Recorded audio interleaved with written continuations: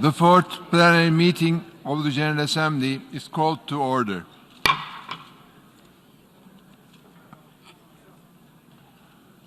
First, the General Assembly will hear the presentation by the Secretary-General of his annual report on the work of the organization under Agenda Item 115.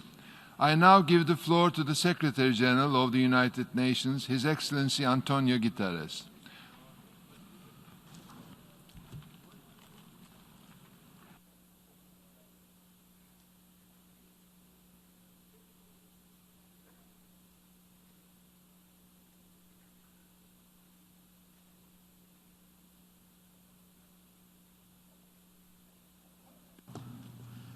Mr. President, Excellencies, in a world turned upside down, this General Assembly Hall is among the strangest sights of all.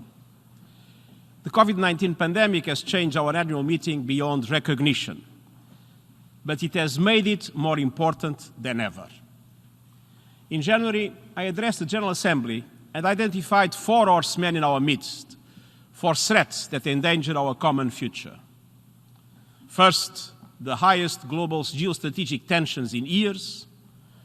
Second, an existential climate crisis. Third, deep and growing global mistrust. And fourth, the dark side of the digital world.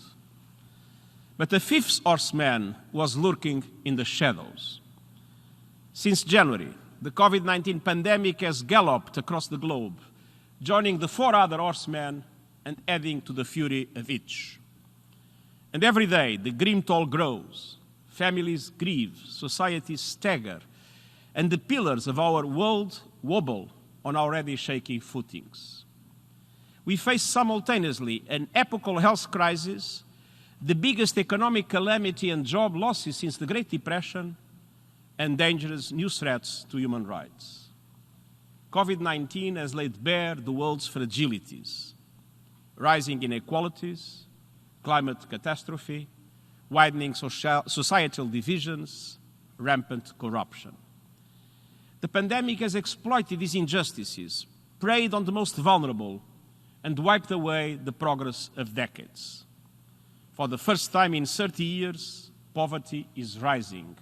Human development indicators are declining, and we are careening off track in achieving the Sustainable Development Goals. Meanwhile, nuclear non-proliferation efforts are slipping away, and we are failing to act in areas of emerging danger, particularly cyberspace. People are hurting, our planet is burning. Our world is struggling, stressed, and seeking real leadership and action. Excellencies, we face a foundational moment. Those who built the United Nations 75 years ago had lived through a pandemic, a global depression, genocide, and world war. They knew the cost of discord and the value of unity.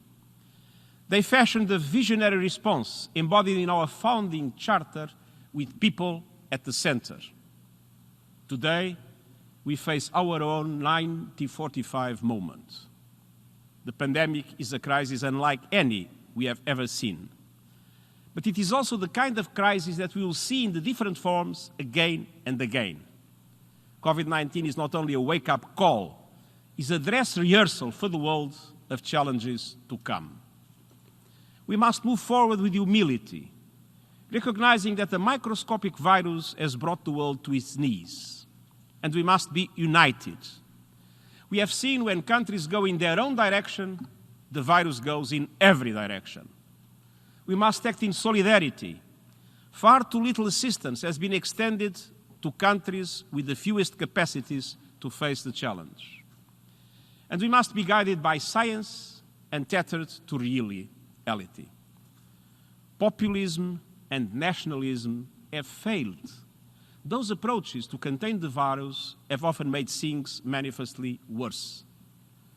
Too often, there has also been a disconnect between leadership and power. We see remarkable examples of leadership, but they are not usually associated with power. And power is not always associated with the necessary leadership. In an interconnected world, it is time to recognize a simple truth. Solidarity is self-interest. If we fail to grasp that fact, everyone loses. Excellencies, as the pandemic took hold, I called for a global ceasefire. Today, I appeal for a new push by the international community to make this a reality by the end of this year. We have exactly 100 days. There is only one winner of conflict during a pandemic, the virus itself. And my original appeal was endorsed by 180 member states, along with religious leaders, religious partners, civil society networks, and others. And a number of armed movements also responded, from Cameroon to Colombia to the Philippines and beyond, even if several of the ceasefires they announced were not sustained. Enormous obstacles stand in the way. Deep mistrust, spoilers, and the weight of fighting that has festered for years. But we have reasons to be hopeful. A new peace agreement in the Republic of the Sudan between the government and armed movements marks the start of a new era, particularly for people living in Darfur, South Kordofan, and the Blue Nile. In Afghanistan, the launch of the Afghanistan peace negotiations is a milestone after years of effort. How to reach a permanent and comprehensive ceasefire will be on the agenda. An inclusive peace process with women, young people, and victims of conflict, meaningfully represented, offers the best hope for a sustainable solution. In several situations, we have seen new ceasefires holding better than in the past, or in their absence, a standstill in the fighting. In Syria, the ceasefire in Idlib is largely intact. After more than 9 years of conflict and colossal suffering, I renew my appeal for an end to hostilities across the country as we work towards convening the next round of the Constitutional Committee. In the Middle East, with a period of relative calm in Gaza and annexation of parts of the occupied West Bank put aside, at least for the time being, I urge Israeli and Palestinian leaders to re-engage in meaningful negotiations that will realize a two-state solution in line with relevant UN resolutions, international law, and bilateral agreements.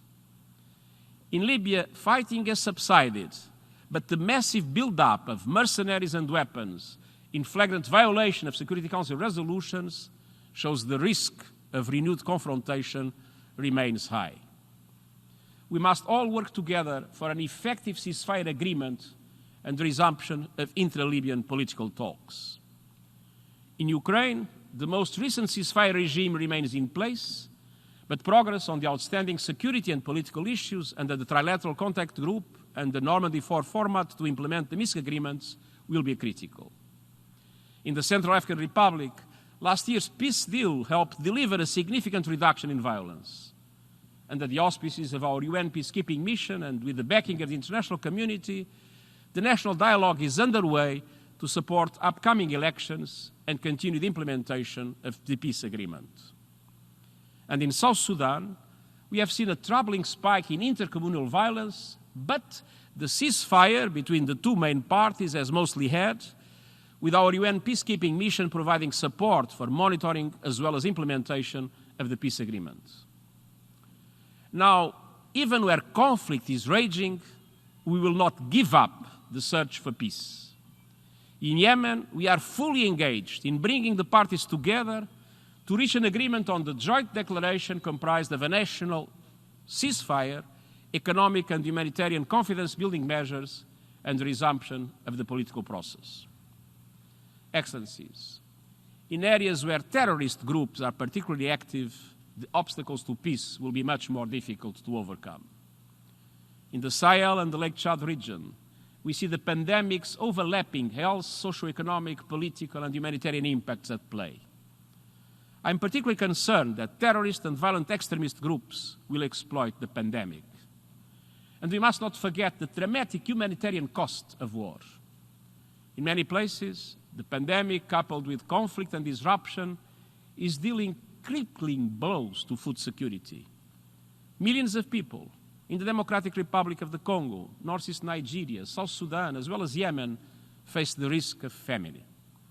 Now is the time for a collective new push for peace and reconciliation. And so I appeal for a stepped-up international effort led by the Security Council to achieve a global ceasefire by the end of this year. We have 100 days, as I said, the clock is ticking.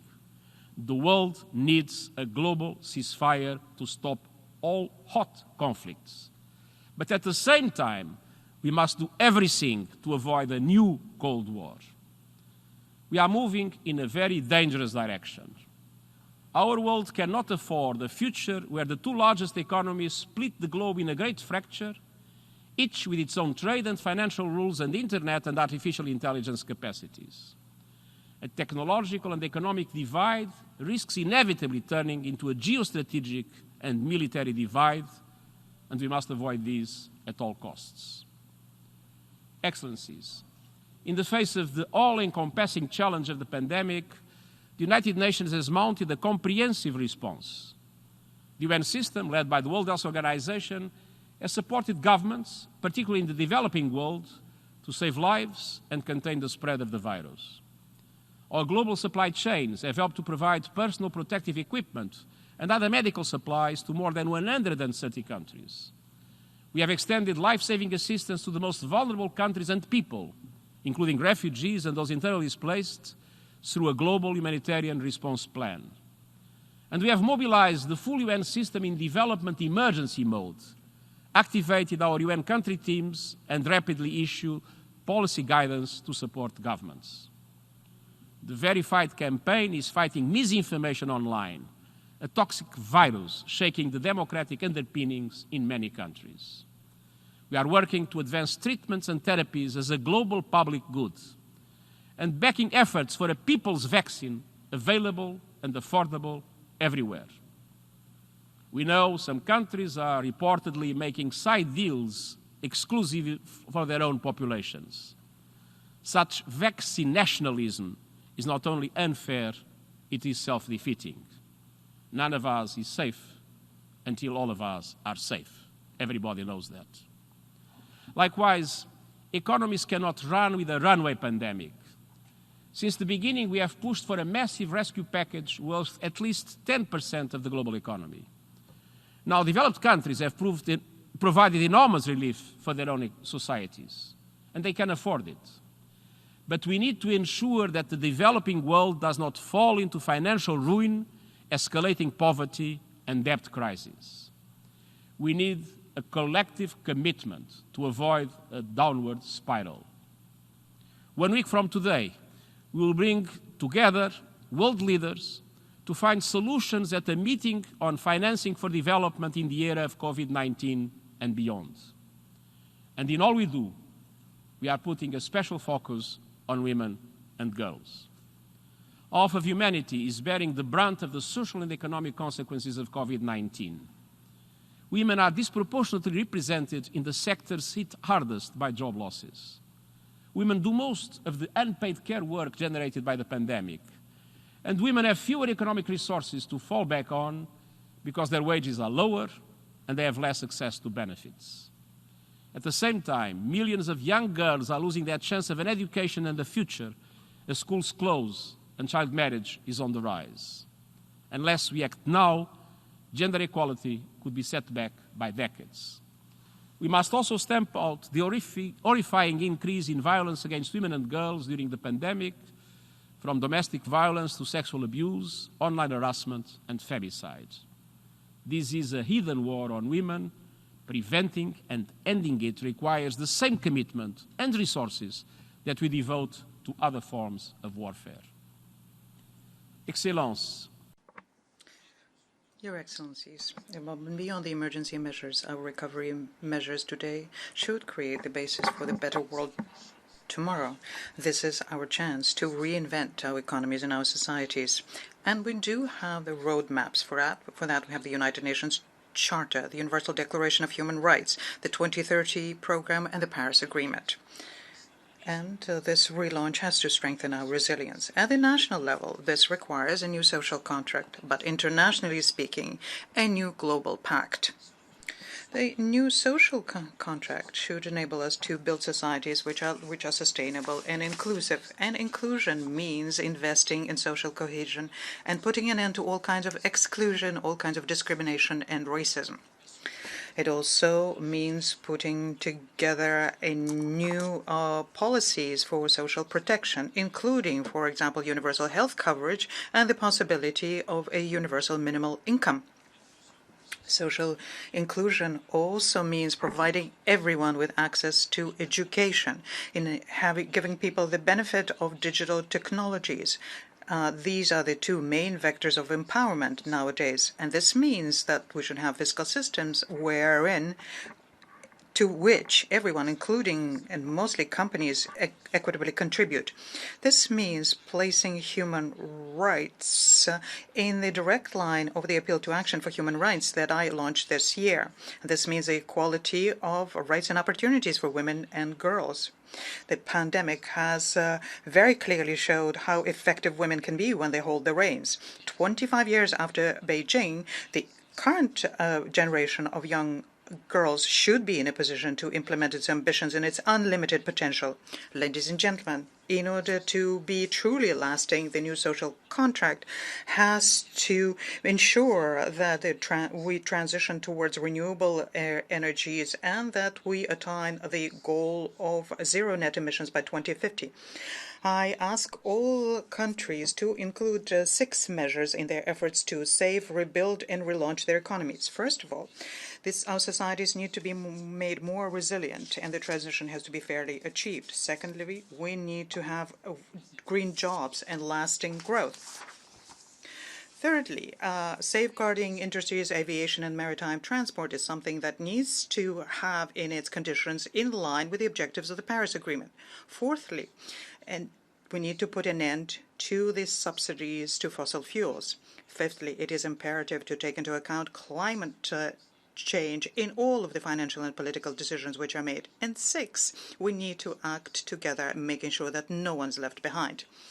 But to truly bring down fragilities and risks and to resolve the problems we all have in common, we also need a new global pact internationally. This new pact should guarantee that the political and economic systems in the world provide essential public goods to all peoples. Today, that is not the case. The governance structures and the ethical frameworks show deep gaps. In order to rectify this, we have to make sure that there's a widespread and equitable share of power, wealth, and opportunities. The new global pact has to be based on globalization, which is fair, which is based on the rights and dignity of each human being, is in harmony with nature, and is based on our responsibilities towards future generations. We have to integrate the principles of sustainable development in all decision-making processes in order to make sure that the flow of resources goes towards an economy which is green, sustainable, and equitable. And the global financial systems also has to move in that direction. Trade has to be free and fair, without distorting subsidies or barriers which disadvantage developing economies. The new pact also has to go after the historic injustices we have in power structures throughout the world. More than 70 years after they were created, multilateral institutions have to be modernized so to represent more equitably all of the peoples throughout the world, rather than disproportionately conferring power on some and limiting the influence of others, especially developing world. Non necesitamos. Your Excellencies, we do not need new bureaucracies or more red tape. We need a multilateral system capable of constant innovation that benefits our people and protects our planet. The multilateralism of the 21st century must act in concert. It must be able to link together, across the various sectors and geographical regions, global institutions, ranging from development banks to regional organizations and including the various trade partnerships. The multilateralism of the 21st century must be inclusive. It must expand participation more broadly to encompass more stakeholders, tapping the potential of civil society, regions and cities, businesses, foundations, and academic and scientific institutions. This is how we will guarantee an effective multilateralism, meet and fit for the challenges of the 21st century. Dear friends across the world, we cannot respond to this crisis by going back to what was or withdrawing into national shells. To overcome today's fragilities and challenges, we need more international cooperation, not less. Strengthen multilateral institutions, not a retreat from them. Better global governance, not a chaotic free-for-all. The pandemic has upended the world, but that upheaval has created space for something new. Ideas, once considered impossible, are suddenly on the table. Large-scale action no longer seems so daunting. In just months, billions of people have fundamentally changed how they work, consume, move, and interact. Large-scale financing has suddenly proven possible, as trillions have been deployed to rescue economies. In commemorating the 75th anniversary of the United Nations, the General Assembly has invited me to report on our common agenda for the future. I welcome this opportunity for a process of profound reflection involving us all. And I will report back next year with analysis and recommendations on how we can reach our shared aims. Let us draw inspiration from our achievements across the history of the United Nations. Let us respond affirmatively to the movements of justice and dignity we see in the world. And let us vanquish the 5 horsemen and build the world we need, peaceful, inclusive, and sustainable. The pandemic has taught us that our choices matter. As we look to the future, let us make sure we choose wisely. Thank you. I thank the Secretary-General for his presentation.